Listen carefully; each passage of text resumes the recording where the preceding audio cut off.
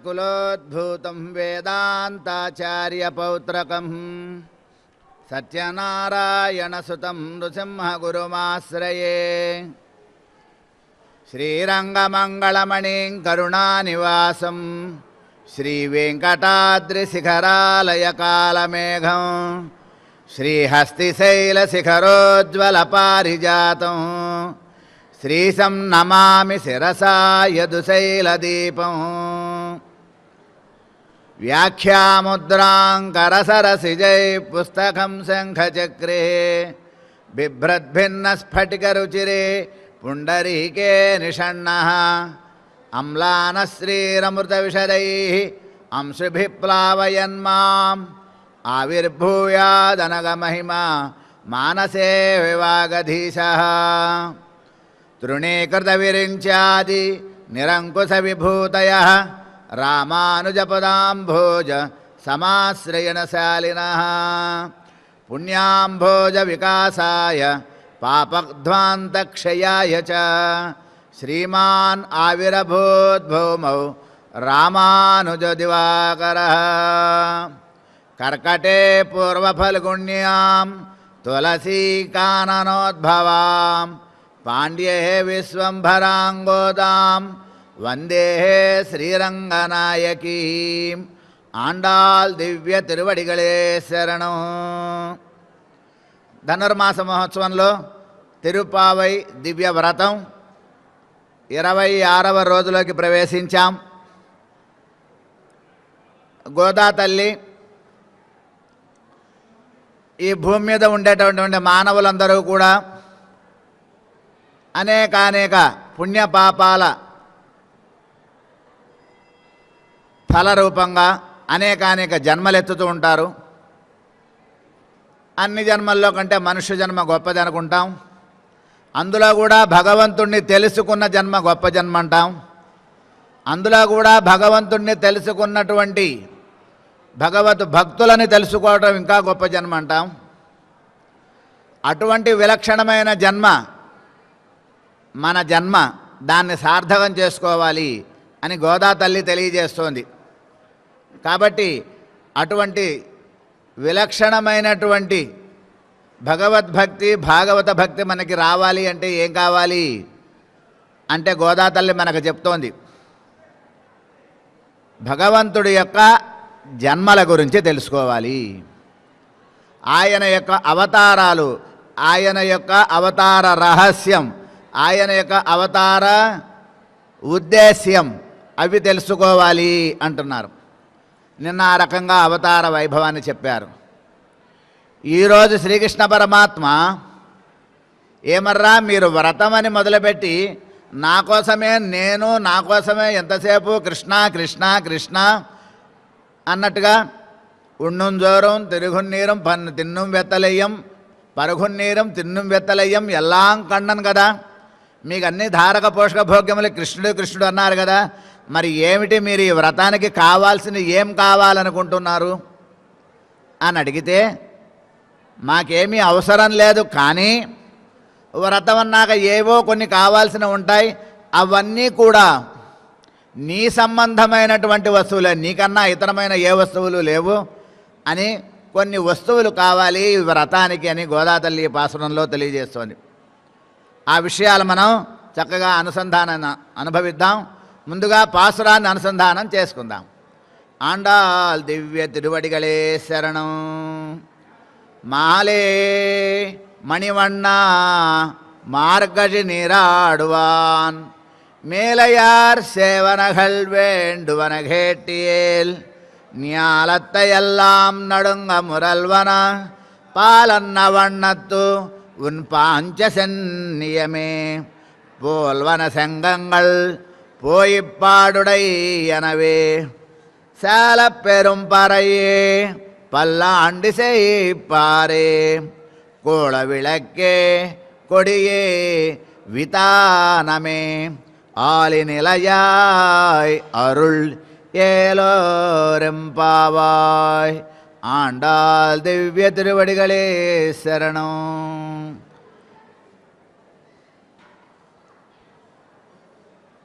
మాలే మణివన్న. అద్భుతమైనటువంటి పాసురం ఈ పాసురం. లోకంలో ఏదైనా ఒక పని చేయాలంటే ఆ పనికి సాధనాలు వేరే ఉంటాయని అనుకున్నాం. ఏ సాధనము లేకుండా సాధనం వేరు, చేసేటటువంటి పని వేరు, దాని ఫలము వేరు అనుకున్నాం. కానీ ఈ వ్రతంలో సాధనము, అదేవిధంగా ప్రయోజనము, ఉద్దేశ్యము అంతా కృష్ణుడే అనే ఉద్దేశ్యంతో దిగారని అనుకున్నాం. ఇందులో కూడా భగవత్ సంబంధమైనటువంటి కొన్ని ఉపకరణాలను గోదా తల్లి ప్రార్థించింది అని చెప్తున్నారు. మాలే, ఈ మాలే అంటే కనుక భగవంతుని యొక్క కళ్యాణ గుణం ఇది. ఆశ్రిత వ్యామోహం, భగవానుని యొక్క అన్ని నామములు కూడా ఆయన కష్టపడి సంపాదించుకున్నటువంటివి. ఏ నామము అంత తేలిగ్గా రాలేదు. ఏ నామము స్వామిది అంత తేలిగ్గా ఉన్నటువంటి నామం కాదు. ఒక్కొక్క నామంలో ఎన్నెన్నో వైభవాలు, ఎన్నెన్నో విశేషమైనటువంటి వైలక్షణ్యాలు ఉంటాయి మనకి ఒక్కొక్క నామంలో అంటారు. అట్లా మాలే, భీష్ముడికి కూడా తెలియదు ఈ పేరు ఒకటి ఉందని. ఉంటే విష్ణు సహస్రనామాల్లో పెట్టుకునేవాడు అంటారు. కాబట్టి మాలే అంటే ఆశ్రితుల యందు వ్యామోహం కలిగిన వాడు అని అర్థం. ఆశ్రిత వ్యామోహం, తనని ఎవరైతే కనుక ఆశ్రయిస్తారో, ఎలా ఆశ్రయించాలండి? ఆశ్రయణమే మనకి తెలియదు. ఆశ్రయణం కాకాసురులాగా ఉంటే మనకి ఫలం రాదు. అమ్మ ఉంది కాబట్టి అక్కడ వాడికి ఫలం దక్కింది, ప్రాణం దక్కింది అన్నారు మనకి.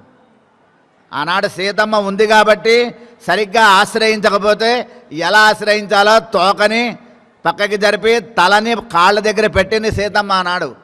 అప్పుడు అందుకని వాడు కాపాడబడ్డాడు, కాకాసురుడు. అలా లేకపోవటం వల్ల రావణుడు చనిపోయాడు.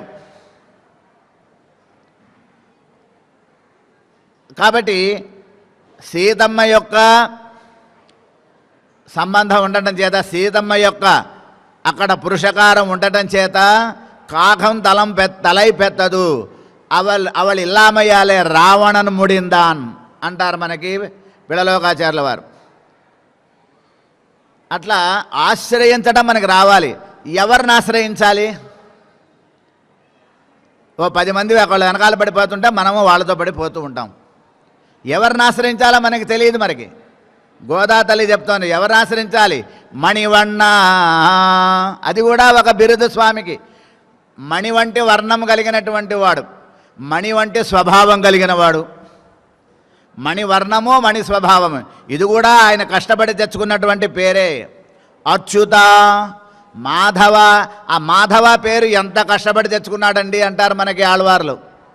మాధవ పేరు ఎలా వచ్చిందో తెలుసా? పాల సముద్రంలో నుంచి బయటికి వచ్చినటువంటి మహాలక్ష్మిని, ఆ మహాలక్ష్మి ఆయన్ను వరించడం చేత మాధవ, మహాలక్ష్మికి భర్త. పాల సముద్రంలోంచి బయటకు వచ్చిన మహాలక్ష్మి రత్నగర్భ, అంటే సముద్రం నుంచి బయటకు వచ్చిన ఆవిడ. ఆమెను వివాహం చేసుకున్నాడు కాబట్టి మాధవ భర్త, మాధవుడు అయ్యాడు.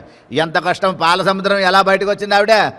ఎంత కష్టపడి ఎన్ని వేల సంవత్సరాలు చిలికారో ఆ పాల సముద్రాన్ని.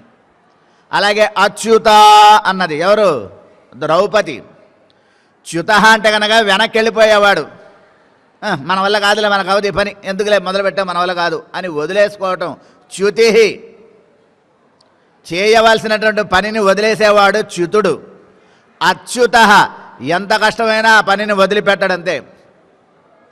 మీకెందుకు నేనున్నా అని పాండవులకు మాట ఇచ్చాడు. చివరి వరకు ఉండి, చివరి కౌరవ సైన్యంలో చివరి సైనికుడు చచ్చేంత వరకు ఆయన వెనకాలే ఉన్నట్ట పాండవులకి. ఎన్నెన్ని బాణాలు ఆ కౌరవులు వేశారు. ఆ భీష్ముడు వేసిన బాణాలు, ద్రోణుడు వేసిన బాణాలు, అర్జునుడికి ఒక్క పుల్ల కూడా తగలకుండా చేశాడు స్వామి. ఎందుకోసం? మాలే, ఆశ్రిత వ్యామోహం. ఈ ఆశ్రిత వ్యామోహం చెప్పుకోవాలంటే మనకి ఒక రోజు చాలు. ఈ తిరుప్పావై దివ్య ప్రబంధంలో ఒక్కొక్క పదంలో ఒక్కొక్క రోజు కూర్చుని మాట్లాడుకోవచ్చు, చెప్పుకోవచ్చు. గంటలు గంటలు కూర్చున్న వాళ్ళకి శ్రద్ధ ఉండాలే కానీ చెప్పేవాళ్ళు చెబుతూనే ఉంటారు. అంతుంది ఇది ఒక అగాధ రత్నాల పేటిక. ఓ పెద్ద మహాసముద్రంలో వజ్ర వైడూర్యాలు ఉన్నట్టు ఈ తిరుప్పావై ప్రబంధం. ఇది సామాన్యమైన గ్రంథం అనుకుంటున్నాం మనం, కాదు. అనన్య సామాన్యమైనటువంటి ప్రబంధం ఉన్నారు. ఎవరు ఇంకా ఇంకో పేరు చెప్తోంది ఆయనకి, ఏమిటి? ఆలి నిలయాయ్. ఆలి నిలయాయ్ అంటే అనంతకోటి బ్రహ్మాండాలన్నింటినీ కూడా ఆయన ప్రళయ రూపంలో అన్నీ కలిపేస్తాట. ప్రళయం అంటే ఏంటి? అన్నీ కలిపేసుకోవటం. అన్ని కూరలు కలిపేసి ఒక వంట వండుకుంటాం. ఏమిటది? కదంబం. అన్ని రకాల కూరలు తరిగి ముక్కలు వేసి చక్కగా ఒక చక్కని పదార్థాన్ని వండుకుంటాం. దానికి ఏమైనా రకరకాల పేర్లు ఉన్నాయి, అవి మనకు నోరు కూడా తిరగవు. చక్కగా కదంబం అంటారు దాన్ని, కదంబం. అలా ప్రకృతి సమస్తమైనటువంటి బ్రహ్మాండాలన్నింటినీ ఒకసారి కలిపేశాడు. మిక్సీలో వేసి మిక్సీ తిప్పినట్టు అన్నింటినీ దేంతో కలిపాడు? నీళ్లల్లో కలిపేశాడు మొత్తం. ప్రళయం అంటారు. ప్రకృష్టేన లయ ప్రళయ. అన్నీ కలిసిపోతాయట భూమి ఆకాశాలతో సంబంధం లేకుండా. ఆ సమయంలో ఒకానొక మర్రి ఆకు మీద వటపత్రం అంటారు, దాని మీద ఒక చిన్న పిల్లవాడులాగా పడుకొని బటన వేలు నోటిలో పెట్టుకుని ఉంటాడట. ఆలి నిలయాయ్ అంటారు ఆయన్ని. ఆ పేరు తెచ్చుకోవడానికి ఎంత కష్టపడ్డాడో తెలుసా ఆయన? ఆలి నిలయాయ్. ఈ పేరు కూడా భీష్ముడికి తెలియదు. మణివన్న ఈ పేరు భీష్ముడికి తెలియదు. మాలే ఈ పేరు తెలియదు భీష్ముడికి. అనంతావై భగవన్ మంత్రా, భగవంతుని యొక్క మంత్రాలు, భగవన్నామాలు ఎన్నో తెలియదు. అందులో ఇవి ఒక 3 నామాలు విశేషమైనవి అంటున్నారు. ఆలినలయాయ్. వటపత్ర సాయి మీద పడుకున్నటువంటి స్వామి, వటపత్రంపై పడుకున్నటువంటి స్వామి అంటున్నారు. పిలుస్తూ మార్గడి నీరాడువాన్, మార్గశీర్ష స్నానం చేయడానికి మేము వచ్చాం అంటున్నారు. మేలయార్ సేవనగల్, శిష్టాచారము అంటారు. మేలయార్ పెద్దలు, పూర్వాచార్యులు, శిష్టాచారములు చేసేటటువంటి వాళ్ళు, వాళ్ళని మనం అనుకరించాలి, వాళ్ళని అనుసరించాలి మనం. శిష్టాచారం అంటారు. కాబట్టి పెద్దలు ఆచరించినటువంటి మేలయార్ సేవనగల్, మా పూర్వీకులు, మా పెద్దలు, ఎవరి కుటుంబంలో అయినా సరే వాళ్ళ పెద్దలు ఆచరించిన దాన్నే ఆచరించాలి అంటారు. అది సంప్రదాయం. అది మన పెద్దలకి మనం ఇచ్చే గౌరవం. మా తాతలు, మా తండ్రులు ఏం చేశారు, మేము కూడా అవే చేస్తున్నాం. వాళ్ళ పేర్లు పెట్టుకోవాలి. వాళ్ళు చేసినటువంటి విశేషమైన పుణ్యకార్యాలు మనము కూడా తర్వాత నడిపిస్తూ ఉండాలి. అప్పుడే మనం వాళ్ళకి సంబంధించిన వాళ్ళం అవుతాం. లేకపోతే మధ్యలో ఎక్కడో తెగిపోయింది బంధం అని అర్థం. అట్లా శిష్టాచారాన్ని పాటించేటటువంటి వాళ్ళం. మేలయార్ సేవనగల్ వేండువన కేటీల్. కృష్ణయ్య మాకేం కావాలో చెప్తున్నాం వినయ్యా అంటోంది. వేండువన ఘేటియేల్, కావాల్సినవేవో అడుగుతున్నాం అన్నది. జ్ఞాలత్తయల్లాం నడుంగ మురల్వన, ఈ భూమంతా కూడా, భూమండలం అంతా కూడా నడుంగ మురల్వన, బాగా పెద్దగా ధ్వని వినిపించేటటువంటిగా ఒకసారి భూమండలం అంతా కూడా పెద్ద శబ్దం, భయంకరమైన శబ్దంలాగా వినపడేటటువంటి శబ్దం లాంటి. పాలన్న వన్నత్తు, నీ యొక్క చేతిలో ఉన్నటువంటి ఆ దక్షిణావర్త శంఖం, పాలవలే తెల్లని శంఖం ఉంటుందట స్వామి చేతిలో.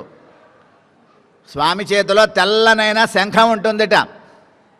ఎడమ చేతిలో శంఖం ఉంటుంది, కుడి చేతిలో చక్రం ఉంటుంది స్వామికి. కాబట్టి ఆ స్వామి చేతిలో ఉన్నటువంటి దక్షిణావర్త శంఖం అంటారు దాన్ని. పాంచజన్యం అని దాని పేరు. శ్రీకృష్ణ పరమాత్మ యొక్క శంఖం పేరు పాంచజన్యం. మరి అర్జునుడి శంఖం పేరు ధనంజయ. దేవదత్తం, దేవదత్తో ధనంజయ. ధనంజయుడు అంటే అర్జునుడు. అర్జునుడి చేతిలో ఉండేటువంటి దాని పేరు దేవదత్తం అని పేరు. దేవదత్తం ధనంజయ.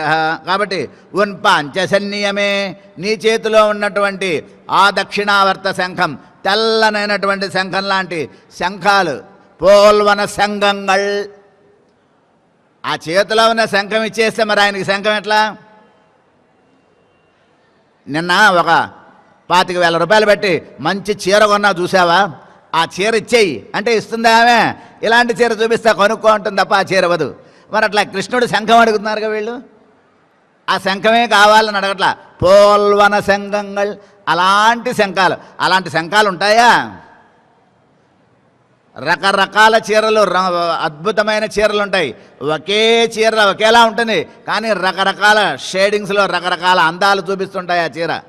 మరి ఇదే లాంటి చీర అంటే ఇలాంటి చీర అని చూపించాలంతే తప్ప ఆ చీర ఇచ్చేయంటే ఇస్తుందా? ఇవనే ఇవ్వదు. ఇలాంటిది ఇంకోటి నువ్వు కొనుక్కో అమ్మా అంటుంది. అట్లా శ్రీకృష్ణుడు కూడా ఆ శంఖం లాంటివి అడిగారు, కానీ ఆ శంఖం అడగల. పోల్వన శంఖంగల్, నా శంఖం కావాలా తీసుకోండి అన్నాడు ఆయన. నీ శంఖం కాదయ్యా, నీ శంఖం అనేటటువంటిది ఆర్తరక్షణ కోసం కదా, నీ శంఖం ఉండాలి, నీ దగ్గరే ఉండని. అలాంటి శంఖములు కావాలి అంటున్నారు. పోయి పాడుడయ్యా, అందరూ చక్కగా కలిసి విశాలమైనటువంటి పోయి పాడుడయ్యా, ఒక చక్కనైనటువంటి విశాలమైనటువంటి అందమైనటువంటి పెరుంపరయ్యే ఒక పెద్ద తప్పిట వాద్యం. తప్పిట వాద్యం అంటే మెళ్ళ వేసుకుని ఇలా కొట్టే డోలు లాంటి ఒక డోలు లాంటి వస్తువు. పెద్ద పరై అంటే కనుక పెద్ద డోలు లాంటి వస్తువు, ఇట్లా మెళ్ళలో వేసుకుని ఇలా మోగిస్తూ ఉంటారు. దాన్ని పరై అంటున్నారు. ఒక పెద్ద పెరుంపరయ్యే అంటున్నారు. అంతేకాదు పల్లాండి సైపారే, పల్లాండు పాడేవాళ్ళు, స్వామికి మంగళాశాసన పరులు అంటారు. అంటే స్వామి కీర్తనలు చేసేవాళ్ళు, ఒక త్యాగరాజులాగా, ఒక అన్నమయ్యలాగా, అలా గొప్ప మహానుభావులు ఉంటారు, చక్కని గానం చేసేటటువంటి మహానుభావులు. వాళ్ళలాంటి మంచి భజన పరులు, పాటలు పాడేటటువంటి వాళ్ళు భజన పరులు. పల్లాండ్ ఇసైపారే, మంగళాశాసనం చేసేటటువంటి వాళ్ళు. కోళ విళక్కే, ఒక విలక్షణమైనటువంటి పెద్ద దీపం, మంగళ దీపాలు. కోలలు అంటాం, కోలలు స్వామి ఉత్సవంలో వెళ్తుంటాయి. కోలలు పెద్ద దివిటీలు అంటారు, పెద్ద పెద్ద దీపాల్లాగా వెలుగుతూ ఉంటాయి, కాగడాల్లాగా. వాటిని కోళ విలక్కే అంటారు. కొడియే, పెద్ద జెండా, ధ్వజం, విశేషమైన పెద్ద ధ్వజాలు, జెండాలు ఉంటాయి. స్వామివారి ఊరేగించేటప్పుడు ఊరేగింపు వస్తోంది అని తెలియడం కోసం పెద్ద పెద్ద జెండాలు పట్టుకుని ముందు వెళ్తూ ఉంటారు. కొడియే వితానమే, ఒక మేల్కట్టు చాందిని అంటారు దాన్ని, తివాచి లాంటిది. పైన ఎండ వాన పడకుండా ఉండేటటువంటి ఒక పెద్దగా ఇలా పైన పట్టా లాంటిది పట్టుకుని వెళ్తుంటారు. నాలుగు వైపులా అందరూ కూడా స్వామి యొక్క ఊరేగింపులో ఎండ పడకుండా వాన పడకుండా ఉండేలాగా దాన్ని వితానమే అరుళ్. ఇవన్నీ కావాలయ్యా కృష్ణ, ఏల్ ఓర్యం పావాయ్ అని మా యొక్క అభిప్రాయం. ఇవన్నీ మాకు కావాలి అని అడుగుతున్నారు. ఏంటి అసలు విషయం ఇక్కడ మనకి అంటే, వెనుకటి పాసురంలో గోదా తల్లి ఏం చెప్తాను, ఓరొత్తి మహనాయ్ పెరందు, ఒక ఆమెకు ఒక అద్వితీయురాలికి పుట్టాడు, ఒక అద్వితీయురాలికి పెరిగాడు, వెళ్ళి ఒక రాత్రిలో వెళ్ళాడు అని ఒక అని కంసుడు ఇంకా వాళ్ళు ఎవరన్నా ఉన్నారేమని చెప్పారు. ఏం చెప్తుంది అందులో, అవతార రహస్యం. జన్మ కర్మచ మే దివ్యం ఏవం యోవేత్తి తత్వతః. నా యొక్క జన్మలు, నా యొక్క కర్మలు నాకన్నా విలక్షణమైనటువంటివి అని ఎవరైతే తెలుసుకుంటారో, జన్మ కర్మచ మే దివ్యం అన్నాడు ఆయన. మే అంటే నాకు కూడా, మమాపి అని అర్థం. అట్లా అవతార రహస్యం చెప్పింది గోదా తల్లి నిన్న. ఉన్నై అరిత్తిత్తు వందోం పరై తరుతియాగిల్. ఇటువంటి నీ యొక్క అవతార రహస్యాన్ని గానం చేసినటువంటి మాకు కావాల్సినటువంటి ఆ ప్రయోజనం ఏదో ఇవ్వచ్చు కదా స్వామి అని అంటోంది. అదేంటమ్మా మీరంతా ప్రయోజనాంతర పరులు కదా, మీకు వేరే ప్రయోజనాలు అక్కర్లే, ఏదన్నా పని చేసే ముందు ఈ పని వల్ల ఎంత లాభం అని చూసుకోకుండా పని చేయగలగాలి. ఈ పని నేను చేశాను కాబట్టే అవుతోంది అని చూసుకోకూడదు. ఇది నా పని కాబట్టి చేశా, ఇంకోళ్ళ పని అయితే చెయ్యను అని కూడా చూడకూడదు. ఈ మూడు ఎవరైతే చేస్తారో అది పని అవ్వదు, దాన్ని వ్యాపారం, బిజినెస్ అంటాం. ఓ 100 రూపాయలు ఇచ్చావు, ఓ వస్తువు ఇచ్చాడు. ఓ పూజ చేశావు, ఓ వ్రతం చేశావు, దాని నుంచి ఏదో కోరుకుంటున్నావు. కాబట్టి ఏముంటుంది, ఇది వ్యాపారం, ఇది సేవ కాదు. సేవ అంటే ఏమిటి, ఏమీ ఆశించకూడదు, నీ పేరు ఆశించకూడదు, నీ యొక్క ప్రస్తావన ఉండకూడదు, అసలు నువ్వెవరో కూడా తెలియకూడదు. చెప్పుకున్నాం మనం దానాలు ఎలా ఉంటాయనేది, అది దానం అంటే. అలా చేసేదే ఆయన చూస్తాడు, అప్పటి వరకు కళ్ళు మూసుకుని ఉంటాడు. మనం ఆయన చూస్తాం, ఆయన మనం చూస్తున్నాడో లేదో మనకేం తెలుసు. ఆయన మనని చూస్తున్నాడు అని మనకి అనిపించాలి హృదయంలో. అది భక్తి అంటే. అలాంటి భక్తి కావాలి. ఆ భక్తి, అలాంటి వాళ్ళు నా భక్తులు అంటాడు ఆయన. అలాంటి వాడి కోసం నన్ను నేనే ఇచ్చేసుకుంటా అంటాడు ఆయన. కాబట్టి ఒక ప్రయోజనం కోసం వచ్చాము అన్నారు. అనేసరికి ఇదేంటమ్మా, ఇది మీ స్వరూపం స్వభావం కాదే. మొన్న ఒక ఆమెకు అన్నావు, మేమందరం ప్రయోజనాంతర పరులే, నీకోసం వస్తే నువ్వు మాట్లాడకుండా పడుకున్నావు, నువ్వు మాట్లాడలేసరి కదా కృష్ణుని కూడా మా వైపు చూడకుండా ఉన్నావు, ఇది నీ స్వరూపం కాదు, నీ స్వభావం కాదు అని అన్నారు కదా వెనకాల. కృష్ణుడు అన్నీ చూస్తున్నాడు, అన్నీ తెలుసు, మాట్లాడటం లేదంతే. ఈరోజు పాసురంలో హాయిగా మాట్లాడుతున్నాడు వాళ్ళతో. మరి ఇది మీ స్వరూపం కాదే అని అడిగాట. మీ ధోరణి చూస్తుంటే ఎలా ఉందో తెలుసా? ప్రజహాతి యదా కామాన్ సర్వాన్ పార్థమనోగతాన్ ఆత్మన్యేవ ఆత్మనా తుష్టః స్థితప్రజ్ఞస్తథోచ్యతే. కాబట్టి అన్ని విధములైనటువంటి కోరికలను ఎవరైతే వదిలేసి ఆత్మన్యేవ ఆత్మనా తుష్టః, ఆత్మజ్ఞానపూర్వక కర్మానుష్ఠానమే భగవంతుడికి ఇష్టము అనే భావన ఎవరుంటుందో వాడు స్థితప్రజ్ఞుడు. అదిగో వాడు నాకు ఇష్టం. అలాంటి వాడు ఎవరైతే ఉన్నాడో వాళ్ళనే నేను ఎప్పుడు చూసుకుంటుంటా, వాళ్ళతోనే నేనుంటాను, వాళ్ళనే నా దగ్గర పెట్టుకుంటా అని చెప్పినట్లుగా మీరందరూ స్థితప్రజ్ఞులు కదా అని ఈయనే అంటున్నాడు. అంటూ మళ్ళీ ఏంటి అడుగుతున్నారు మీరు ఇంకా అంటున్నారు అనమాట. అప్పుడు వీళ్ళేమంటున్నారు తెలుసా? ఇతరములైనటువంటివన్నీ కూడా కోరుకునే వాళ్ళు వేరే ఉన్నారు స్వామి, మేము అలాంటి వాళ్ళం కాదు. మేము ఎలాంటి వాళ్ళం? భిజ్యతే హృదయగంధిశ్చ ఛిద్యంతే సర్వసంశయా క్షీయంతే చ అస్య కర్మాణి తస్మిన్ దృష్టే పరావరే అని పరాత్పరుడైనటువంటి ఆ శ్రీమన్నారాయణుని కనుక ఆశ్రయించినట్లయితే ఇతర విషయాలలోకి వెళ్ళి ఇతర ప్రయోజనాలు, నాకు అది కావాలి, ఇది కావాలి, అక్కడ అది చేసి పెట్టు, అక్కడ ఇది చేసి పెట్టు అనేటటువంటి అన్నీ భిద్యంతే బద్దలైపోతాయి. ఛిద్యంతే సర్వసంశయా, ఇంకా ఏం అనుమానం అక్కర్లా. ఏమిటో ఇంకో నేళ్ళైతే అలా బతుకుతాం, ఏమిటో ఇప్పుడు అట్లా బతుకుతామేమిటో, మన పిల్లలు అలా బతుకుతారు, నేను అట్లా బతుకుతాను అనేటటువంటి ఏ ఆలోచనలు అయితే ఉన్నాయో ఇవన్నీ ఛిద్యంతే, ఛేదనైపోతాయి. ఎప్పుడు ఆయన ఆశ్రయించుకుంటే ఆయన చూసుకుంటాడు అనేటటువంటి నిష్కర్ష. కాబట్టి ఏం చెప్తున్నారు కృష్ణ పరమాత్మ? ఏం చెప్తున్నాడు? అమ్మా మీరంతా సిద్ధ సాధనలు కదా, ఉపాయాంతర ప్రయోజనం కలిగినటువంటి వాళ్ళు కదా, ఉపాయాంతర సాధనాంతర ప్రయోజనాంతరములైనటువంటివి లక్షణం కలిగినటువంటి మీరు ఏదో కావాలని మీ మనసులో ఏదో ఉంది, అదేంటో మీరు చెప్పండి అంటున్నాడు. మళ్ళీ అర్జునుడు కూడా అట పరమపురుషార్థమైనటువంటి శ్రీకృష్ణ పరమాత్మను వదిలేసి యుద్ధానికి చేసే ముందు నా వాళ్ళు, నా తాతలు, నా తండ్రులు, నా బంధువులు అని అన్నట్లుగా మేము అలా ఉన్నామనుకుంటున్నావా స్వామి అంటున్నారు వీళ్ళు. కాంక్షంతః కర్మణాం సిద్ధిం యజంత ఇహ దేవతాః క్షిప్రహ్మానుషం లోకే సిద్ధిర్భవతి కర్మజా. ఐహిక కర్మలను ఆచరించి ఐహికమైన ఫలాలు కోరుకునేవాళ్ళు, ఐహికమైన ఫలాలు ఇచ్చేవాళ్ళు వేరే ఉన్నారు. వాళ్ళు ఏదో అల్ప ఫలములు ఇచ్చేవాళ్ళు ఉన్నారు, అల్పులు కొంతమంది ఉన్నారు అల్పఫలాలను ఇచ్చేవాళ్ళు. కానీ మహత్ఫలమనిచ్చేటటువంటి ఆ పరమపురుషుడు ఎవడున్నారో ఆయన్ని కదా ఆశ్రయించాలి. కానీ ఏం చేస్తున్నారు వాళ్ళు? ఏం చేస్తున్నారు? ఏ అన్యదేవతా భక్తా యజంతే శ్రద్ధయాన్వితా, అన్యదేవతా భక్తా యజంతే శ్రద్ధయాన్వితా తేపి మామేవ, నన్నే ఆశ్రయిస్తున్నారు వాళ్ళు. ఎట్లా? అవిధిపూర్వకం, రాంగ్ రూట్, వేరే రూట్లో వెళ్ళాల్సిన దారిలో కాకుండా వేరే మార్గంలోంచి నా దగ్గరికి వస్తున్నారు. కానీ సరాసరి నా దగ్గరికే, నా మార్గంలోకి వస్తే అన్నీ నేనే చూసుకుంటా అని నువ్వు భగవద్గీతలో చెప్పావు కదా స్వామి.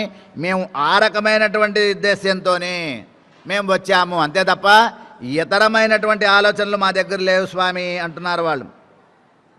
ఇదంతా కూడా వీళ్ళు ఆయన దగ్గర తమ అభిప్రాయాన్ని చెప్పినటువంటిది.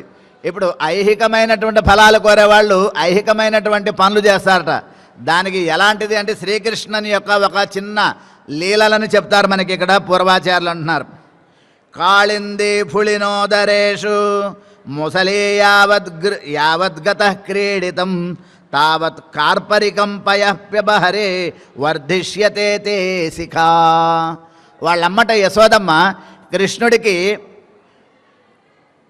చక్కగా జడ వేయాలనుకుంటోంది. ఇంత జుట్టు ఉంది కృష్ణుడికి, బాగా చక్కగా జడ వేసి ఇంత చక్కగా పైకి ఒక పిలక పెట్టి దానికి చుట్టూరా పూలు పెట్టి మళ్ళీ వెనకాలకి చూపి అందంగా కృష్ణుడిని తయారు చేస్తుంది. ఆ చేసే సమయంలో కృష్ణుడు మాట వింటాడా? వినడు.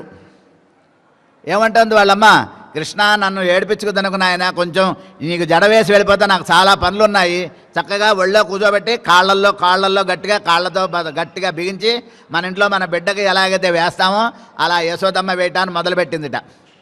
ఉంటాడా? ఏదో చెప్తాడు, తప్పించుకుంటాడు, మళ్ళీ వెంటనే లేచి పారిపోతాడు, మళ్ళీ పరిగెత్తుకెళ్ళి మళ్ళీ తెచ్చి ఒళ్ళో కూర్చోబెట్టుకుంటుంది. ఇట్లా కాదు, ఈ కృష్ణుడు మాట వింటలేదు, ఏదైనా చెయ్యాలి అని చెప్పి ఏమైనా అటు ఇటు చూస్తే బలరాముడు ఇంట్లో లేడు. ఏం చెప్తోంది? ముసలి యావద్గత క్రీడితం. ఈ జడ వేస్తూ తర్వాత మళ్ళీ అన్నం పెట్టాలి. కాళ్ళ మధ్యలో గట్టిగా కూర్చోబెట్టుకుంది. అన్నం పెట్టేటప్పుడు కూడా కాళ్ళ మధ్యలో గట్టిగా పెట్టుకుని 2 కాళ్ళ మధ్యలో బిగించి ఇలా నోట్లో పెడుతూ ఉంటారు తల్లుల పిల్లలకి. అన్నం తింటం లేదు, జడ వేయించుకోవటం లేదు. సరే జడ వేయించుకుపోతే పోని ముందు అన్నమన్నా తిను అని అన్నం ముద్దలు తీసుకొచ్చింది. ఏమంటుంది? నీకు నేను జడ వేయాలంటే నీకేముండాలి? జుట్టు బాగా పెరగాలి కదా. కృష్ణుడికి జుట్టు అంటే ఇష్టంట బాగా. అయితే కృష్ణ ఏం చేయాలి తెలుసా నువ్వు? పాయాన్న స్వశిఖాం స్పృశన్ ప్రముదిత క్షీరార్ధపైతే హరి. ఏమంటుంది? కృష్ణ నువ్వేం చేస్తావు తెలుసా? నువ్వు కనుక అన్నయ్య వచ్చే లోపల కనుక నువ్వు ఈ చక్కగా ముద్దలు అన్నం తినేసావంటే, నేను పెట్టే ముద్ద వెంట ముద్ద తినేసావంటే నీకు ఇంత జడ పెరుగుతుంది అని చెప్పింది ఆవిడ. అవునమ్మా, నిజమానా? నిజం నాయన, చూడు అన్నయ్యకి అన్న పెద్ద జుట్టు ఉంటుంది, నీకు పెద్ద జడ ఉంటుంది, నీకు పెద్ద శిఖ ఉంటుంది, బోల్డ్ పూలు పెడతా నీకు అని చెప్పిందట వాళ్ళమ్మ. కృష్ణుడు సరే అని నమ్మాట. సరే ఒక్కొక్క ముద్ద తింటున్నాట. అద్దం ఇమ్మన్నాడు, అడిగాట వాళ్ళమ్మని. ఒక ముద్ద తింటున్నాడు, అమ్మ అద్దం ఇయ్యి అన్నాడు. వెనకాల అద్దంలో ఇలా పెట్టుకుని వెనకాల జుట్టు చూసుకుంటున్నాడు. ఒక ముద్ద తిన్నాడు, జుట్టు చూసుకున్నాడు. అమ్మ పెరగలేదేంటి అన్నాడు. ఇంకో ముద్ద తిన్నా అన్న, పెరుగుతుంది అన్నది. ఇంకో మళ్ళీ తిన్నాడు, మళ్ళీ అద్దంలో చూస్తున్నాడు. అట్టా లోపల కప్పులో ఉన్న అన్నం అంతా పెట్టేసింది. ఇంకా జడ పెరగలేదేమిటి అని అడుగుతున్నాడు. పెరిగింది నాయన, నీకు వెనక్కి కనపడదు కదా, పెరిగింది నీ జుట్టు, కావాలంటే అన్నయ్య వచ్చాక తెలుస్తుంది అన్నదిట. అట్లా శ్రీకృష్ణ పరమాత్మ ఒక లౌకికమైన వ్యాపారాన్ని చూపిస్తూ అందులో మనకు ఒక దివ్యమైనటువంటి జ్ఞానాన్ని చూపిస్తాడు. ఒక బాల చేష్టని మనకి తెలియజేస్తారు. అంటే అన్నొచ్చే లోపల నీ చక్కగా జడ పెరుగుతుంది, నువ్వు చక్కగా అందమైన జడ ఉంటుంది అని చెప్పింది. అట్లా కృష్ణుడికి అన్నం పెట్టినట్టుగా లోకంలో లౌకికమైనటువంటి ప్రయోజనాల కోసం లౌకికమైనటువంటి వాళ్ళని ఆశ్రయించి అల్పఫలాలు పొందుతుంటారు, చూసావా? అలా కాదు మేము అంటుంది ఈమె. నువ్వెవరివో తెలుసా? నువ్వు ఆలి నిలయాయ్, నువ్వు వటపత్ర సాయివి, అనంతకోటి బ్రహ్మాండాలని నీ లోపల దాచుకున్నావు. ఎట్లా? ప్రళయకాలంలో అన్నిటినీ లోపల దాచుకుని అన్నిటినీ సంహరించేటటువంటి మృత్యువు అని ఒకటి ఉన్నది. ఆ మృత్యువుని కూడా తను లోపల వేసుకుని ఇలా నాలుగుకి రాసుకున్నట్టుగా మృత్యువుని కూడా తాను చివరికి మింగేస్తాట. మింగేసి ఒక మర్రి ఆకు మీద చిన్న పిల్లవాళ్లే బాలం ముకుందం మనసాస్మరామి అంటారు మనకి. వటస్య పత్రస్య పుటేశయానం బాలం ముకుందం మనసాస్మరామి అంటారు మనకి. అట్లా వటపత్ర సాయి మీద పడుకుని ఉన్నాడట. ఎవరు చూశారు తెలుసా? ఇది నువ్వు చూసావా, నేను చూసావా, ఎవరు చూసా మనకి తెలుసా? ఎప్పుడు పడుకున్నాడో, ఎట్ట పడుకున్నాడో ఎవరికి తెలుసు? మార్కండేయుడని ఆయన చూశాట. కాబట్టి ఆ మార్కండేయుడని ఆయన చూసి దాన్ని ఎవరికో చెప్పాడు, ఆయన ఎవరికో చెప్పాడు. అలా చెప్పుకుంటూ ఈ కలియుగానికి వచ్చింది ఆ విషయం మనకి. అట్లా ఆ వటపత్ర సాయి నువ్వు అన్నీ కూడా మాకు ఇవ్వగలవు నాయనా అని అడిగారట. సరే అయితే ఏం కావాలి అని అడిగితే ముందు ఆయన కీర్తన చేస్తున్నారు. ఏమని? మాలే ఆశ్రిత వ్యామోహం. ఆయన ఆశ్రిత వ్యామోహం గలవాడు. మనం ఆయన వెళ్ళి సరిగ్గా ఆశ్రయించాలి. ఆశ్రయించగలిగితే ఆయన తన యొక్క వ్యామోహాన్ని చూస్తాడట. వ్యామోహం అంటే మనం లోకంలో సామాన్యంగా పిచ్చి అనుకుంటుంటారు. పిచ్చే, అదొక రకమైన పిచ్చి. మనకు ఆళ్వార్లలోనే ఒక పిచ్చి ఆళ్వార్ అని ఒక ఆయన ఉన్నారు, పేయ్ ఆళ్వార్. ఆయన పేరే పేయ్ ఆళ్వార్. కానీ సంస్కృతంలో మహదాహ్వయులని పేరు. మహదాహ్వయులని పేరు. మహదాహ్వయ అంటే మహత్, గొప్పగా, ఆహ్వయ కీర్తింపబడేవాడని అర్థం. ఆయన యొక్క జ్ఞానం వాచామగోచరం. సాక్షాత్తు శ్రీమన్నారాయణుని యొక్క తిరుక్కండేన్ పొన్మేని కండేన్ నారాయణనై కండేన్ అంటూ నారాయణుని చూశాను, ఆ దివ్యమంగళ విగ్రహాన్ని చూశాను అని ఆయన చూసిన మాటల్ని, ఆయన చూసినటువంటి అనుభవాన్ని మాటల్లో పైకి చెప్పినటువంటి మహానుభావుడు. అట్లా వ్యామోహం అంటే పిచ్చి అని మనం అనుకుంటూ ఉంటాం. కానీ గోపికలు సామాన్య స్త్రీల లాంటి వాళ్ళు కాదు. వీళ్ళు మామూలు వాళ్ళకి అది ఒక పిచ్చిలాగా కనబడుతుంది, కానీ జ్ఞానులకి అది గొప్పదైనటువంటి ఒక ఫలంలాగా కనబడుతుంది అంటున్నారు. వీరందరూ కూడా ప్రపన్నులు లాంటి వాళ్ళు, వీళ్ళంతా సిద్ధ సాధన నిష్ఠులు వీళ్ళంతా. అంతేకాదు త్యాజ్యోపాదేయ జ్ఞానులు వీళ్ళంతా కూడా. ఏది పట్టుకోవాలి, ఏది వదిలేయాలి, ఎవరిని పట్టుకోవాలి, ఎవరిని వదిలేయాలి అనేటటువంటి జ్ఞానం కలిగిన వాళ్ళు వీళ్ళంతా కూడా ఈ గోపికలు. సర్వధర్మాన్ పరిత్యజ్య మామేకం శరణం వ్రజ అనేటటువంటి శ్లోకంలో అక్కడ సర్వధర్మాన్ పరిత్యజ్య అని మోక్షానికి అడ్డుగా ఉన్నటువంటి కర్మల యొక్క ఫలాలను వదిలేసి, కర్మలను వదిలేయమని కాదు, సర్వధర్మ ఫలమును వదిలేయాలి. సర్వకర్మల ఫలాన్ని పని చేసుకుంటూ పోవాలి. పని వల్ల ఫలం మనకు కావాలి అనుకోకూడదు. అనుకుంటే ఆలస్యం అవుతుంది, అనుకోకపోతే వెంటనే వస్తుంది. అదుము అవనధిన్నరులే, స్వామి అనుగ్రహంతోనే జరుగుతోంది అని భావన ఎవరికైతే ఉంటుందో. కాబట్టి ఇతరములైనటువంటిని కూడా సాధనేతరములన్నీ వదిలేసి నన్నే కనుక పట్టుకున్నవాడు ఎవరైతే ఉంటాడో వాడు నావాడవుతాడు. అందుకని ఏం చెప్తోంది, శ్రీమన్నారాయణ చరణౌ శరణం ప్రపద్యే అనేటటువంటి ఒక పూర్వవాక్యం, దాన్ని ద్వయమంత్రం అంటారు. ఈ పూర్వవాక్యంలో శ్రీమన్నారాయణ చరణౌ, రెండు పాదాలు, శరణం ఎప్పుడూ కూడా, ప్రపద్యే ఆశ్రయిస్తున్నాను, వర్తమానం ఎప్పుడూ ఆశ్రయిస్తూనే ఉండాలి, నిత్య వర్తమానం. అక్కడ మళ్ళీ ఫ్యూచర్ లేదు, పాస్ట్ టెన్స్ లేదు. అక్కడ ఎప్పుడూ కూడా ఆయన పాదాలనే పట్టుకోవాలి, పాదాల వంకే చూసి దండం పెట్టుకోవాలి. పాదాలు అలా చూస్తాం, తలకాయ వంచితేనే కాళ్ళు కనబడతాయి మనకి. కాబట్టి శిరస్సు వంచి పాదాలు చూస్తేనే ఆయన దృష్టిలో మనం పడతాం. మన దృష్టిలో ఆయన పడక్కర్లా, ఆయన దృష్టిలో మనం పడాలి. కాబట్టి శ్రీమన్నారాయణ చరణం శరణం ప్రపద్యే అనేటటువంటి నమ్మిక, ఆ నమ్మకం ఏదైతే ఉందో అదే మన అన్ని చోట్లకి నడిపించుకుపోతుంది అంటారు. అటువంటి వారి విషయంలోనే ఈయన వ్యామోహం చూపిస్తాట. ఇక్కడ ఒక లౌకిక విషయమైనటువంటి విశేష రహస్యం ఉన్నదని చెప్తారు. సరే, గోపికలందరూ వచ్చారు కృష్ణుడి దగ్గరికి. కృష్ణుడు రండర్రా రండి రండి అని చెప్పారు. అవతార రహస్యాన్ని చెప్పిన తర్వాత రండర్రా రండి, ఏం కావాలి ఏం కావాలని అడిగితే వీళ్ళు ఒక్కొక్కళ్ళు ఏదంటే మాట్లాడుతున్నారు కృష్ణుడితో. ఒక్కొక్కళ్ళు వాళ్ళ నోటికి ఏదొస్తుంది ఆ కృష్ణుడితో ఇది కావాలి, అది ఒకళ్ళు అది ఒకళ్ళు ఇది ఒకళ్ళు ఇది అని అడుగుతున్నారు. అందరి వంక తేరిపార చూస్తున్నాడు. ఏం చూస్తున్నాడు వీళ్ళని? మనకి లౌకికంగా అయితే ఏం కనబడుతుందంటే ఆయన వాళ్ళ కళ్ళు చూస్తున్నట్ట. ఒక్కొక్కళ్ళు కళ్ళు ఇలా కళ్ళు తిప్పుతూ మాట్లాడుతున్నారు. ఒకళ్ళు అలాగే ఇంకొకళ్ళని అధరాలు చూస్తున్నట్ట, వాళ్ళ యొక్క అధరాల సౌందర్యాన్ని చూస్తున్నట్ట. ఇంకొకళ్ళకి వక్షస్థలాన్ని చూస్తున్నట్ట, వాళ్ళ వక్షస్థలాన్ని చూస్తున్నట్ట. ఇంకొకళ్ళకి వాళ్ళ యొక్క నడుమును చూస్తున్నాడట. ఒక్కొక్కళ్ళని ఒక్కొక్క శరీర సంబంధమైనటువంటి అవయవాలను చూస్తున్నట్ట ఆయన. చూస్తూ వీళ్ళు మాటల యొక్క సౌందర్యాన్ని అనుభవిస్తున్నట్ట. ఏమిటి ఇక్కడ రహస్యం? శరీర సౌందర్యాన్ని చూసి ఆనందించడం ఏమిటి? శరీరం అనేటటువంటిది అస్థిరమైనది కదా, దాన్ని చూసి ఆనందించడం ఏమిటి అంటే అది కాదురా నాయన. అక్కడ మీరు తెలుసుకోవాల్సింది అన్ని పురుషార్థాల్లో కంటే పరమ పురుషార్థం ఏమిటి అంటే కనుక మనకి మోక్షం అని ఉన్నది. ఈ మోక్షం అనేటటువంటి పురుషార్థం ఎలా రావాలి? ధర్మబద్ధంగా రావాలి. ధర్మ అర్థ కామ, ధర్మ అర్థ కామ. ఈ కామ అనేటటువంటి పదం చాలా గొప్ప పదం. లోక సంబంధంలో ఉండేటటువంటి లౌకిక విషయం. కామ అంటే కోరిక అని అర్థం, ఇష్టం. చిన్న పిల్లాడికి ఒక పెన్ను విషయంలో, ఒక ఆడుకునే బంతి విషయంలో కామ ఉంటుంది. కొంచెం పెద్దవాడికి వాడికి చదువుకునే పుస్తకాల మీద కామ ఉంటుంది. ఒక స్త్రీకి తన ఇంట్లో వంటింట్లో ఇంట్లో ఇవి కావాలి అనుకునే కామ ఉంటుంది. అలాగే ఒక పెద్దవాడికి చేతికి కర్ర ఉంటే బాగుండనే కామ ఉంటుంది. ఒక్కొక్కడికి ఒక్కొక్క రకమైన కామం, కోరిక. కామం అంటే ఇష్టం అని అర్థం. కాబట్టి ఇక్కడ వీళ్ళందరూ ఎవరు? భగవత్ కాములు, మోక్షకాములు. వీళ్ళ యొక్క కామం ఏమిటి? మోక్షకామత్వం. కాబట్టి వ్యామోహం అంటే కనుక కామ అనుశీలన విశేషత్వం వ్యామోహం అంటారు.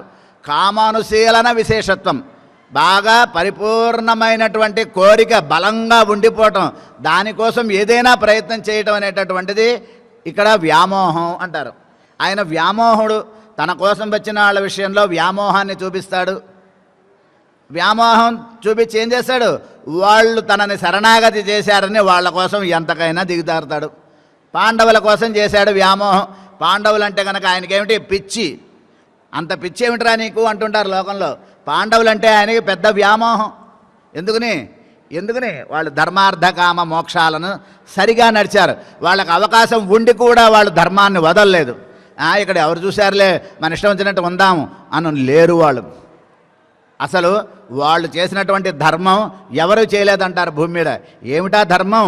ఒక స్త్రీ 5 పురుషులని వివాహం చేసుకోవటం అంటే అది చాలా ప్రకృతిలో గొప్ప విషయం. వాళ్ళు ఎంత ధర్మ మార్గంలో ఉంటే వాళ్ళు చివరి వరకు బతికి బట్ట కట్టగలిగారు అంటారు మనకి వ్యాస మహర్షి. వ్యాస మహర్షి వాళ్ళ యొక్క మనసుల్లో ఉండేటటువంటి వికారాలను ఎలా మార్చారో, వాళ్ళ నియమాల కట్టుబడి ఉన్నారు. ఒక ఆమె ద్రౌపది ఒకళ్ళని భర్తగా అనుకుంటే మిగతా 4 కూడా వాళ్ళ దగ్గర కూడా ఉండేవాళ్ళు కాదట. మిగతా వాళ్ళందరూ సన్యాసాశ్రమం తీసుకుని ఉండే వానప్రస్థంలో ఉండేవాళ్ళు. ఒకసారి ధర్మరాజు ద్రౌపదితో ఉంటే మిగతా వాళ్ళందరూ కూడా వానప్రస్థంలో ఉండేవాళ్ళు. పొరపాటున వీళ్ళిద్దరి దగ్గరికి ఎవరు దగ్గర కూడా రాకూడదు. అట్లా ఒక్కొక్కళ్ళతో ఒక్కొక్క సంవత్సరంగా అలా ఆవిడ జీవనాన్ని గడిపింది ధర్మబద్ధంగా. అందుకనే పంచపతివ్రతలో ద్రౌపది కూడా ఉంది. అదే ధర్మం అంటే అటువంటి ధర్మాన్ని నిలుపుకున్నారు కాబట్టి వాళ్ళ యందు వ్యామోహం స్వామికి. వాళ్ళ కోసం ఏమి చేయకూడదో అన్నీ చేశాడు. అలా ముల్లోకాల్లో జయించడానికి వీల్లేనటువంటి ఆ భీష్మ ద్రోణ కర్ణాదులను అలవోకగా వాళ్ళ చేతనే సంహరింపజేసినటువంటి వ్యామోహం ఎవరి కోసం? పాండవుల కోసం. ద్రౌపది అచ్యుత అన్నది అంతే, గోవిందా అన్నది అంతే. ఆ గోవిందనామం కోసం ద్రౌపదికి ఏం చేయాలో అవన్నీ చేశాడు. చెప్పుకున్నాం మనం. ఒక ద్రౌపది యొక్క బాధని, సభలో ఒక ద్రౌపది యొక్క బాధని 100 మంది స్త్రీలకి వేసేట, కౌరవుల భార్యల కడుపుల్లో వేసేట ఆయన వెళ్ళి. అదే వ్యామోహం అంటే అలా ఉంటుంది, వ్యామోహం అంటున్నారు.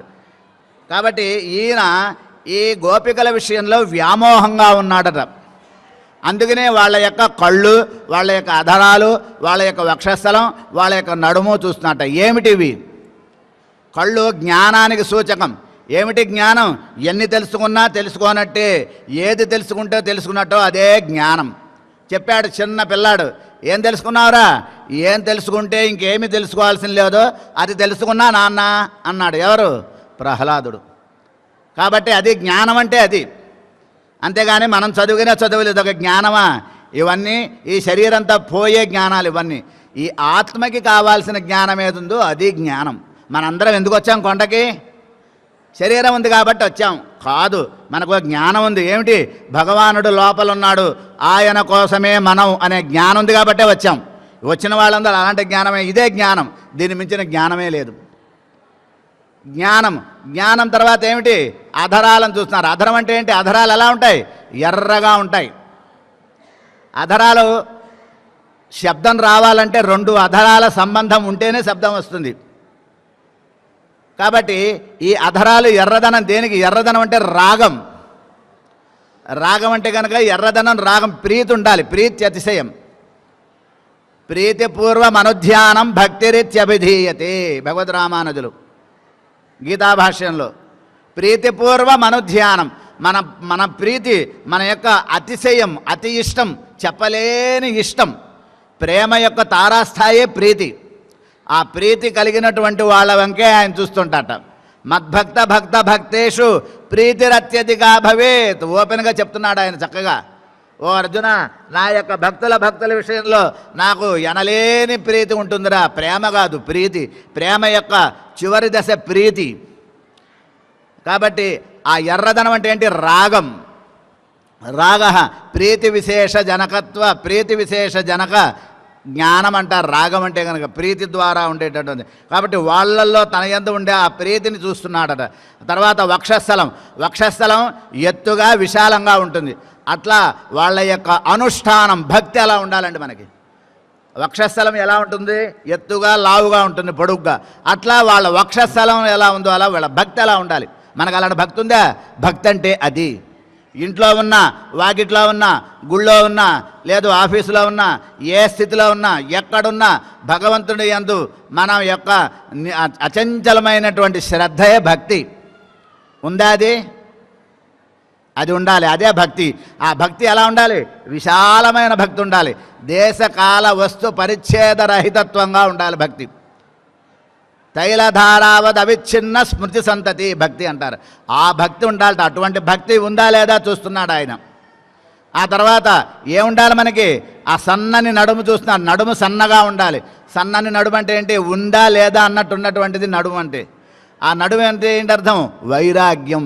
ఇతర విషయాల యందు శ్రద్ధ లేకపోవటం, భగవద్ విషయంలో శ్రద్ధ కలిగి ఉండటమే అదే నిజమైనటువంటి వైరాగ్యం. అంటే రాగ అంటే కనుక ఆశ, కోరిక. విరాగ వైరాగ్య భావన. దేని మీద కూడా ఆశ ఉండకూడదు. ఆశతో దాన్ని పొందాలనే బాధ ఉండకూడదు. ఆ బాధలో కోపం, కోపం వల్ల మళ్ళీ నాశనం ఉంది. చెప్పాడుగా పెద్ద ఒక క్రమం చెప్పాడు, సైకిల్ చక్రం. క్రోధాద్భవతి సమ్మోహ, లోభాద్భవతి సమ్మోహ, సమ్మోహ స్మృతి విభ్రమ, స్మృతి భ్రంశాత్ బుద్ధినాశ, బుద్ధినాశాత్ ప్రణశ్యతి చెప్పుకుంటూ వచ్చాడు 2వ అధ్యాయంలో స్వామి. కాబట్టి ఏముండాలి మన దగ్గర? మన దగ్గర ఉండాల్సినటువంటిది ఏంటి? వైరాగ్యం ఉండాలి. ఇదంతా కూడా ఆయన అనుగ్రహంతో ఉంది. బాగా కోట్లు వచ్చినా పొంగిపోయకూడదు, ఏమీ లేకుండా అన్నీ నష్టపోతున్నా బాధపడకూడదు. ఆయన తీసుకుపోతున్నాడు, ఆయన ఇచ్చాడు అంతే. నేను తెచ్చుకున్నా, నేను సంపాదించాను ఉండకూడదు. ఆయన ఇస్తే నాకు అయింది ఇది.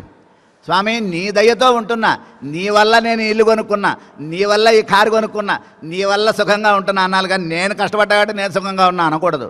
అంటే పోయినట్టే, ఆయన అనుగ్రహం పోయినట్టే. ఇది వైరాగ్యం. ఈ జ్ఞానభక్తి వైరాగ్యాలనే వాటి పుష్కలంగా ఉన్నటువంటి గోపికలు కాబట్టి వాళ్ళకి ఏది కావాలో అది ఇచ్చేస్తా అంటున్నట్ట. నన్ను నేనే ఇచ్చేసుకుంటాను వాళ్ళకి.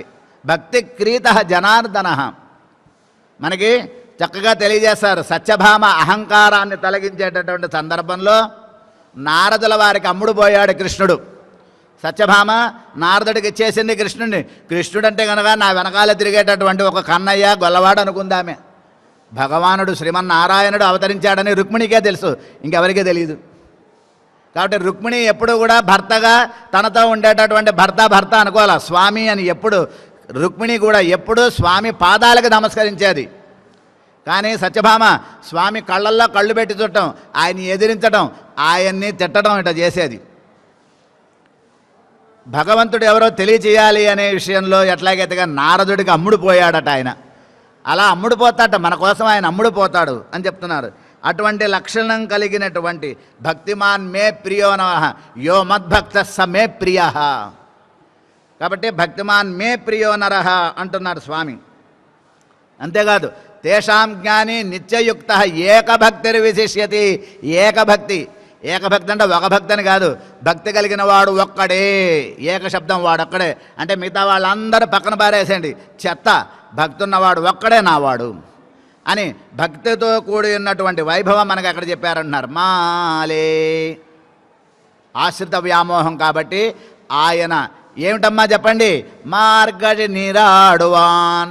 ఎందుకు వచ్చామో తెలుసా? మేము మార్గశీర్ష స్నానం చేయటానికి వచ్చాం. ఇదే వ్రతం. ఈ 30 రోజులలో చెప్పినటువంటి వ్రతఫలం ఏంటి? మార్గశీర్ష మాసం. ఇది తెల్లవారగట్ట బ్రాహ్మీ ముహూర్తంలో స్నానం చెయ్యటం. ఇది పైకి చెప్పేటటువంటి ప్రయోజనం. ఆంతరిక ప్రయోజనం ఏమిటి? భగవన్నామ గుణానుసంధానం. భగవంతుని యొక్క నామాలు అనుసంధానం చేసుకోవడం. చక్కగా తెల్లవారగట్టే స్నానం చేయటం, ఎక్కడొక్కడ ఏకాంతంలో ఒంటరిగా కూర్చోవడం. గోవిందా గోవిందా. మీకేం మంత్రాలు రాపోయినా పర్వాలా, స్తోత్రాలు రాపోయినా పర్వాలా, వేదం తెలియపోయినా పర్వాలా, గోవిందా నామం చెప్పుకోండి కూర్చుని మనసారా. ఒక 100 సార్లు, ఒక 1000 సార్లు, మీకు ఓపిక ఉంటూ ఒక 10,000 సార్లు చెప్పుకోండి గోవిందనామం. ఈ నెల మొత్తం ఇదే మార్గశీర్ష స్నానం అంటున్నారు. మాలెనక్కరమై పెరుమై దయ్యాలు.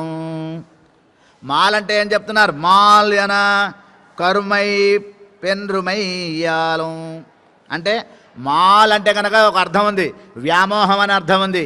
అంటే వ్యామోహం అంటే పిచ్చి అని ఒక అర్థం ఉంది, నల్లధనం అనే అర్థం ఒకటి ఉంది, అదేవిధంగా గొప్పదనం అనేటటువంటి అర్థం ఉంది. ఆయన మాల్ నల్లనివాడు, అంతేకాదు గొప్పవాడు ఆయన, అంతేకాదు వ్యామోహం కలిగిన వాడు. ఈ 3 లక్షణాలు మాల్ అనే శబ్దంలో ఉంది అంటున్నారు. మణివన్నా అంటారు. మళ్ళీ మాలే అన్నా ఒకటే, మణివన్నా అన్నా కూడా ఒకటేట. ఏంటి మణివన్నా అంటే ఆయనకి ఇంకా ఇష్టంట, మణివన్నా అంటున్నారు. ఈ వన్న, మణివన్న, వన్న అంటే కనుక రంగు అని, స్వభావం అని అర్థం. మణికి రంగు ఉంటుంది, మణికి స్వభావం ఉంటుందట, ఒక స్వభావం. ప్రతి వస్తువుకి సృష్టిలో ఒక స్వభావం ఉంటుంది, అట్లా మణికి కూడా ఒక స్వభావం ఉంది అంటున్నారు. ఏమిటి ఇక్కడ వర్ణించేది? మణివన్న అంటే దివ్యమంగళ విగ్రహం కలిగిన వాడు అని అర్థం. ఆ లోపల ఉన్న స్వామి సాలగ్రామ దివ్యమంగళ విగ్రహం, అంతేగాని వెంకటేశ్వర స్వామి విగ్రహం అనకూడదు, దివ్యమంగళ విగ్రహం. ఈ పదం చేరితేనే విగ్రహం అనాలి. మూల విరాట్టు ఆయన ఎవరు? దివ్యమంగళ విగ్రహం ఆయన. అంతేకాదుట మనకి చెప్తారు చక్కగా పోతన ఏం చెప్తారు మనకి దాంట్లో? నల్లని వాడు పద్మనయనంబుల వాడు. ఆయన నల్లని వాట. నల్లదనం చల్లదనానికి నిదర్శనంట. నల్లదనం చల్లదనానికి నిదర్శనంట. అందుకనే మేఘాలు నల్లగా ఉన్నాయంటే చల్లని గాలి వీస్తుంది మనకి. ఆయన భగవానుడు కూడా చల్లని వాడే, మన ఏపు చల్లని చూపులు చూపించిన వాడు అంటున్నారు. కాబట్టి నీలమేఘ శ్యాముడు. ఆనాడు శ్రీరామచంద్రుడు నీలమేఘ శ్యాముడు, కృష్ణుడు నల్లనివాడు. ఈ నల్లదనాన్ని చాలా బాగా వాడుకున్నట్ట కృష్ణ పరమాత్మ కృష్ణావతారంలో. నల్లదనం అంటే ఎవరికి ఇష్టం ఉంటుంది? నల్లదనం దొంగలకి. దొంగలు దొంగతనం చేసేటప్పుడు రాత్రిపూట నల్లని మసి పూసుకుంటారు. మసి పూసుకుని నల్లని అయినటువంటి మసి పూసుకుని పోతుంటారు దొంగలు. అట్లా శ్రీకృష్ణ పరమాత్మ కూడా ఏం చేశాడు కృష్ణావతారంలో? అన్నీ దొంగ పనులే. కృష్ణుని ఏమంటారు? దొంగ దొంగ అంటారట. కృష్ణుని దొంగ అనాలట. నల్లని దొంగ, వెన్న దొంగ, కన్య దొంగ. రేపల్లెలో ఉండేటువంటి కన్య దొంగ అంటే ఆ ఊళ్ళో ఉండేటువంటి ఇళ్లల్లో ఉండే పిల్లల్ని పిలుచుకుపోయేవాడు ఆడుకోవటానికి. 6-7 ఏళ్ల పిల్లలండి. ఏం తెలుసు వాళ్ళకి? మనసుకి ఏమి తెలియదు, ఆడుకోవటం తప్ప. కృష్ణుడు రేపల్లలో ఉన్న వయసు 6-7 ఏళ్ళు. అక్కడి నుంచి 8-9 ఏళ్ల తర్వాత బృందావనానికి వెళ్ళాడు. అక్కడ కూడా వదల్లా ఆ కంసుడు ఆయన్ని. అక్కడ కూడా రాక్షసుల్ని పంపించాడు. 6-7 ఏళ్ల వయసులో ఉన్న రేపల్లెలో ఉన్న పిల్లలకి ఏం తెలుసు? అందరి ఇళ్ళలోకి వెళ్ళటం, కరెక్ట్గా సరిగ్గా ఎక్కడ గోపిక ఉందో ఆమెనే తట్టి నిద్ర లేపేవాట.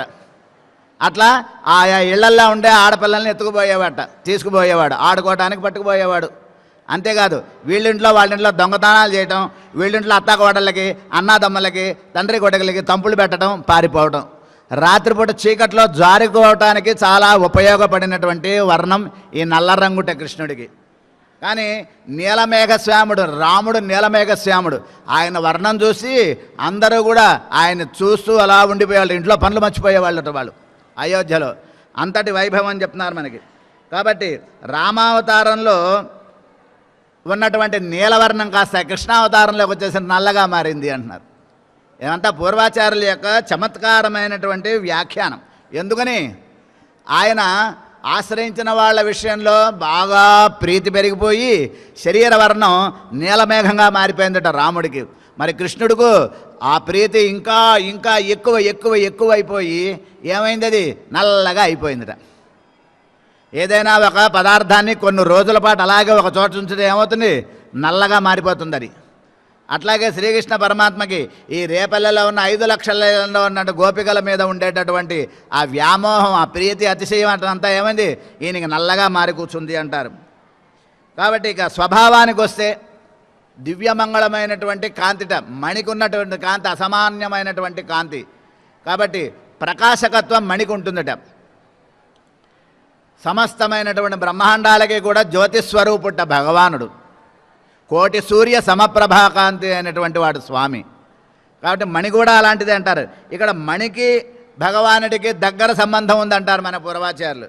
ఈ మణిని ఎవరు ధరిస్తారు? ధనవంతులే మణులు కొనుక్కోగలరు, పేదవాళ్ళు కొనలేరు. ఎవరు ధనవంతులు? భగవంతుడు ఎవరో తెలుసుకున్న వాళ్ళు ధనవంతులు. భగవంతుడు ఎవరో తెలుసుకున్నటువంటి వాళ్ళు ధనవంతులు. వాళ్ళు మాత్రమే ఆయన్ని ఆశ్రయించగలరు. మణి లాంటి వాడు ఆయన. అంతేకాదు ఈ మణిని భద్రంగా దాచుకోవాలి పెట్టెలో పెట్టుకుని. అట్లాగే ఇక్కడ కూడా భగవంతుడు అనేటటువంటి వాడు ఎవరికిట అందుతాడు అంటే కనుక భక్తి ప్రపత్తులు ఉన్న వాళ్ళకి మాత్రమే భగవంతుడు అందుతాట. వాళ్ళ దగ్గర భద్రంగా ఉంటాట భక్తి ప్రపత్తులు ఉన్న వాళ్ళది. అలాగే ఈ మణికి ఏ స్వార్థము ఉండదుట. భగవానుడికి కూడా ఒక రూపం కానీ, ఒక ఆకారం కానీ, ఒక ఆయుధం కానీ ఏమీ ఉండవట ఆయనకి. ఎవరి కోసం ఉంటుంది ఆయన రూపము, ఆయన ఆకారం, ఆయన చేష్టలు? ఆయన్ని ఆశ్రయించినటువంటి వాళ్ళ కోసం.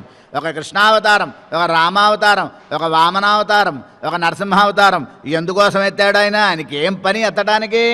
ఆశ్రయించిన వాళ్ళ కోసమే. కాబట్టి ఆయనకి తన స్వార్థంగా తనకంటూ ఏమీ ఉండదు, ఆశ్రయించిన వాళ్ళ కోసమే ఉంటుంది. అంతేకాదు ఈ మణికి ఉండేటటువంటి ఉపకారం, ఈ మణిని పట్టుకెళ్ళా ఉంటే కొన్ని లక్షల రూపాయల డబ్బు వస్తుంది మనకి. అట్లాగే ఆయన కనుక ఆయన భక్తులకి ఆయన చేసేటటువంటి ఉపకారం హద్దులేనటువంటిది. తన యొక్క కిరీటాన్ని పక్కన పెట్టుకుని ఇద్దరికి కిరీటాలు పెట్టడానికి బయలుదేరాడు. ఇది మహోపకారం అంటే. ఎవరైనా ముందు మనం చిన్ననాబొజ్జగా శ్రీరామ రక్ష అంటే ముందు మనం చూసుకుని ఎవరికైనా ఉందో లేదో చేస్తాం.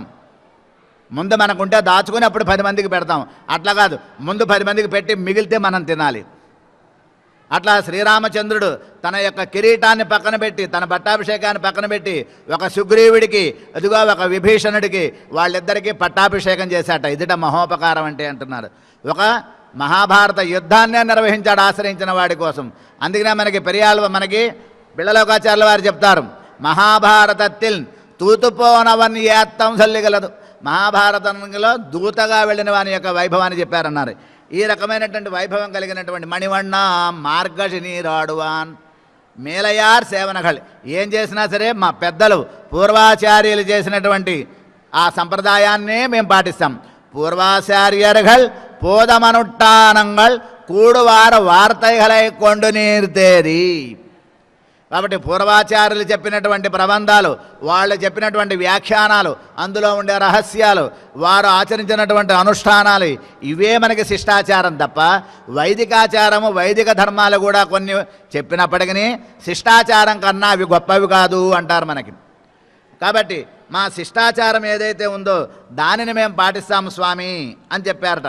ఆ రకంగా మేలయార్ సేవనగల్, మేము మా యొక్క సాంప్రదాయకమైనటువంటి పూర్వాచారాలను ఆచరిస్తామంటే మీకు ఏం కావాలి చెప్పండి, మీరు ప్రపన్నులను అంగీకరిస్తున్నాను అన్నాడట ఆయన. ఏం చెప్తున్నారు వాళ్ళు? వేండువన ఘేటియల్ న్యాలత్తయల్లా నడుంగ మురల్వన. లోకంలో అందరికీ కూడా అందరినీ మేలు కొలిపేటటువంటిదిట. ఏమిటది? ప్రణవం. ఒక శంఖం కావాలి. శంఖం అంటే ప్రణవం.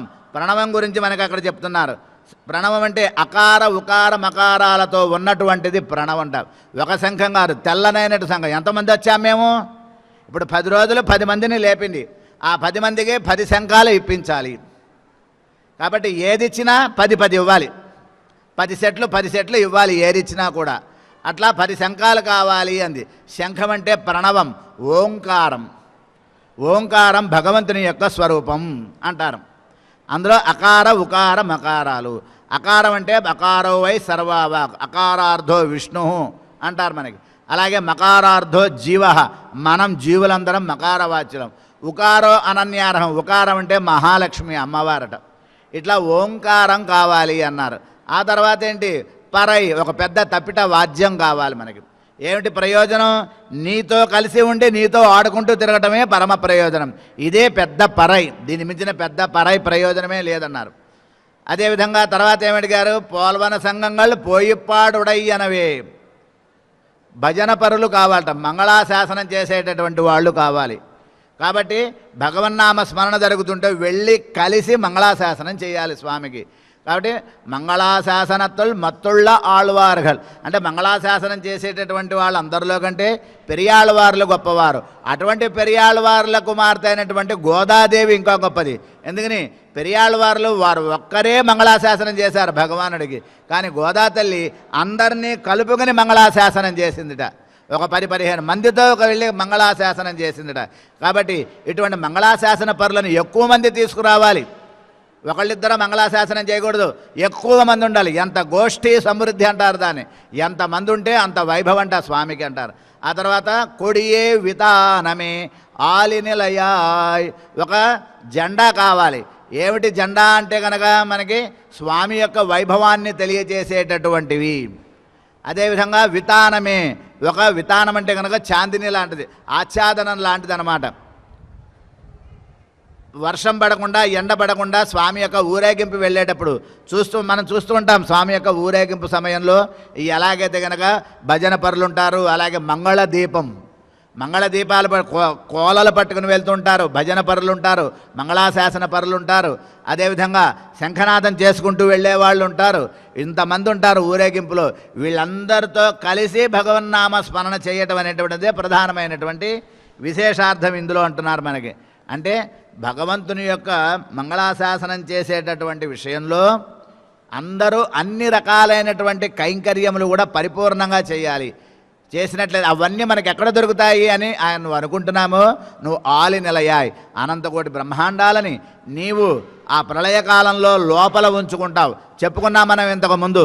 సృష్టి ముందు ఒక దశ, ప్రళయంలో సృష్టి ముందు ఒక దశ, సృష్టి తర్వాత ఒకటి. సూక్ష్మ చిదచిద్ విశిష్టమైనటువంటి బ్రహ్మ, స్థూల చిదచిద్ విశిష్టమైనటువంటి బ్రహ్మ, ఈ రెండిటి యొక్క అభేదమే విశేషమైనటువంటి సమన్వయమే విశిష్టాద్వైత దర్శనం అంటారు. కాబట్టి ఆ పరమపదంలో ఉండేటటువంటి ఆ పరమపద నాథుడు ఈ అనంతకోటి బ్రహ్మాండాలని ప్రళయ సమయంలో తన లోపల ఉంచుకొని తాను ఒక చిన్ననైనటువంటి మర్రి ఆకు మీద ఉంటాట. అదే మాలే, అది కూడా ఒక వ్యామోహం ఆయనకి.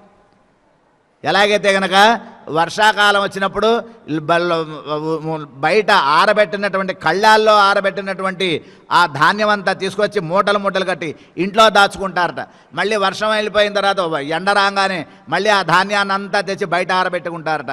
అదేవిధంగా అనంతకోటి బ్రహ్మాండాలని మహాప్రళయంలో తన లోపల ఉంచుకొని మళ్ళీ ప్రళయం అయిపోయిన తర్వాత మళ్ళీ సృష్టి రూపంలో అన్నిటినీ బయటికి చక్కగా తాను సృజించేటటువంటి స్థితి ఏదైతే ఉందో అది ఆలినిలయాయ్. ఇది భగవంతుని యొక్క అనేక నామాల్లో ఒక విశేషమైనటువంటి నామం. వటపత్ర సాయి అంటారు ఆయన్ని. ఆ వటపత్ర సాయి రూపంలో ఉన్నటువంటి స్వామి మా యొక్క ఈ వ్రతానికి కావాల్సినటువంటి అన్ని రకాలైనటువంటి వ్రతోపకరణములు ఏవైతే కనుక భాగవతాచార్య సంబంధంతో ఉన్నాయో ఆ వ్రతోపకరణాలే మాకు కావాలి తప్ప లోకంలో చెప్పినటువంటి ఈ పరయ్యని శంఖాలు ఇవనేవి బయట వాళ్ళందరికీ. కానీ మాకేం కావాలో తెలుసా? భాగవతాచార్య సంబంధమైనటువంటి సంబంధమే మాకు కావాల్సిన వ్రతోపకరణములు. నీ యొక్క ప్రణవజ్ఞానం, నీ యొక్క తిరుమంత్ర జ్ఞానం, నీ యొక్క చర్మశ్లోక అర్థం, అందులో ఉండే రహస్యం, ఇవే కావాల్సినటువంటి మాకు వ్రతానికి ఉపకరణాలు అని గోదా తల్లి ఈనాటి పాసురంలో విలక్షణంగా మనకి తెలియజేస్తుంది. కర్కటే పూర్వ ఫల్గుణ్యాం తులసి కాననోద్భవాం పాండ్యే విశ్వంభరాంగోదాం వందే శ్రీరంగనాయకీం ఆండాల్ దివ్య తిరువడిగలే శరణం. ఓం నమో వెంకటేశాయ.